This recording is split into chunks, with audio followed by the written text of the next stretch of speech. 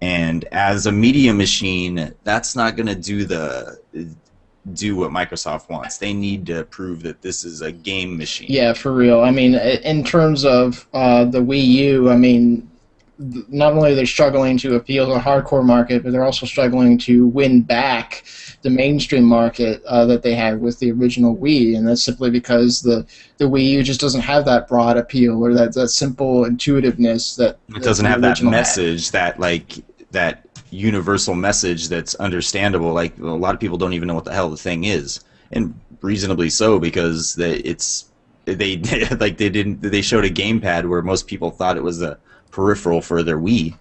Yeah, for real. I mean, obviously, just in terms of, I think what Sony accomplished here was that they didn't even show the console, and I think one of the biggest accomplishments they did is actually make people care more about what they did show than what they didn't show. I mean, and Yeah. the miscommunication that Nintendo experienced as a result of emphasizing everything but the console, but then they turn around and they don't really have any games to show. I mean, or the games they do have to show are old, and so people are like, okay, well, what else do you got? And then it turns out that just that whole reveal just ended up being very confusing. They had to do a lot of cleanup as a result.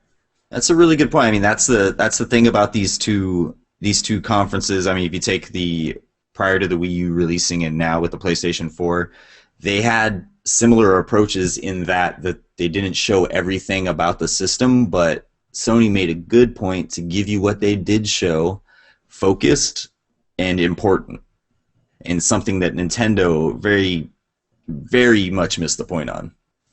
Yeah, I mean, definitely. I mean, in terms of what Microsoft has to do, I feel like, first of all, I didn't mention what my predictions are for the price. I think, honestly, hopefully it doesn't top out any more than $500 for the PlayStation 4.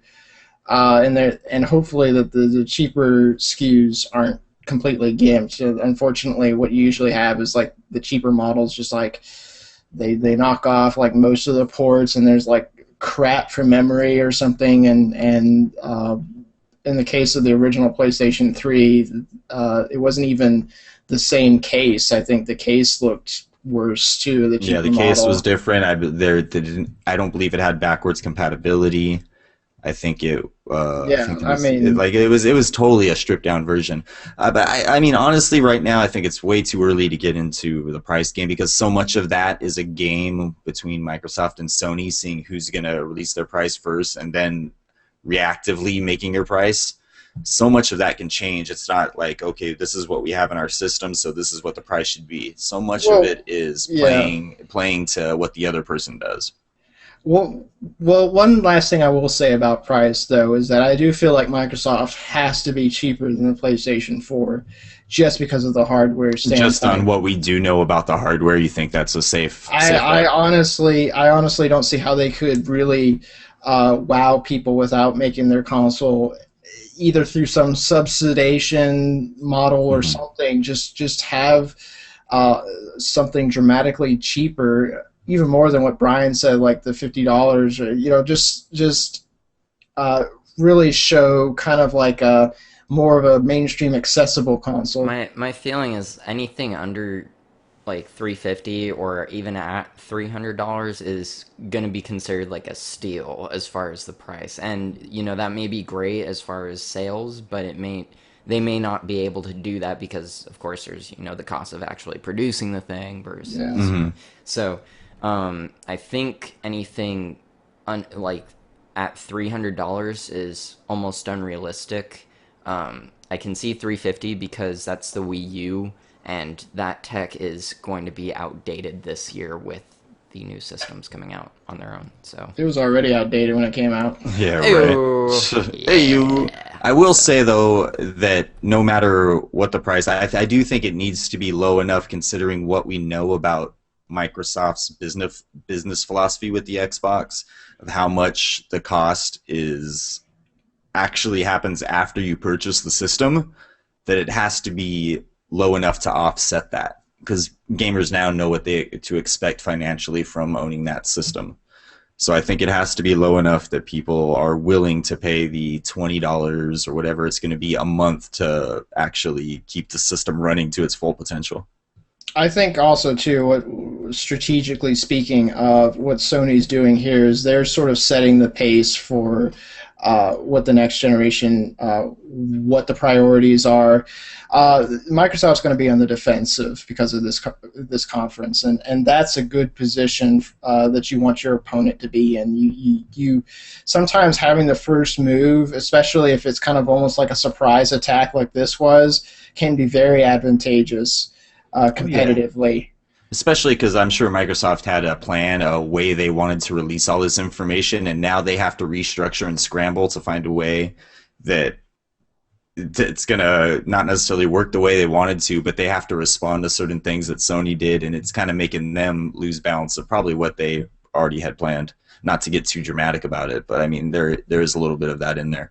Well, it is drama, and that's why we're in this business. It's because it's exciting, and it's... Gotta love that video game industry narrative. Yeah, I mean, the ball is in their court, and honestly, it's only more exciting just because shots have been fired now.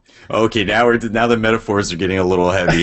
Shots have been fired. The ball's in their court. Brian, do you have another one? Oh no. You keep Oh, catching me man. off guard with these things. Always be prepared. You need to have notes ready to go. Or at Right least have a now. list of metaphors. Just at least have a list of metaphors because no matter what we're saying, you can always throw those in and make it sound like you know what you're talking about.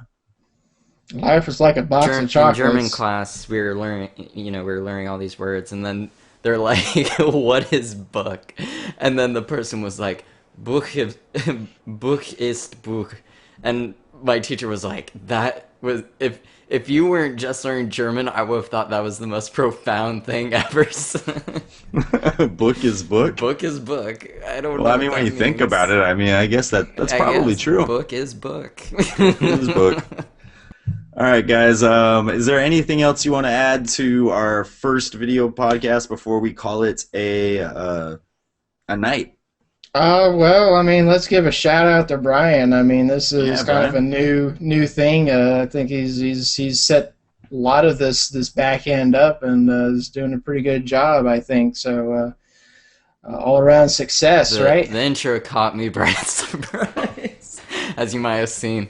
But yeah, it's been Oh, where fun. we went to cut to Nathan? Yeah, because we'll go into the text later. Wait, But next time if we can next have time Nathan we'll get like actually like eating like a burger and fries when it cuts to him.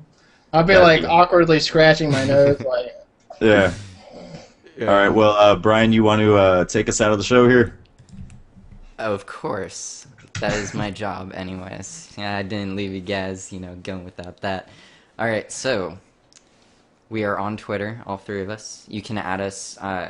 Randy is cursing user. Nathan is Nathan85FM. I'm Brian85FM. You can email us also if you use that old contraption. There's also contact@1985fm.com. And Nathan is showing off his Back to the Future car. So you can also like our Facebook page. Subscribe to us on iTunes because that's what matters. There are going to be two versions of this podcast, just to get this out of the way. There is going to be the audio version on iTunes, which you should subscribe to anyways, just in case you missed the stream. The stream video will be available here on Twitch TV, and also on our YouTube channel, which is the 1985 FM show. And we don't have any songs on our podcast anymore because we're all doing this in one go. So, yeah. No more music. No more music. No more No more kick-ass song and tunes. dance. But you know what we still do have? We still have news, reviews, features, and more on 1985 FM. So go visit our site every day, as you should. Later, everybody. Thanks for joining us, guys. Later.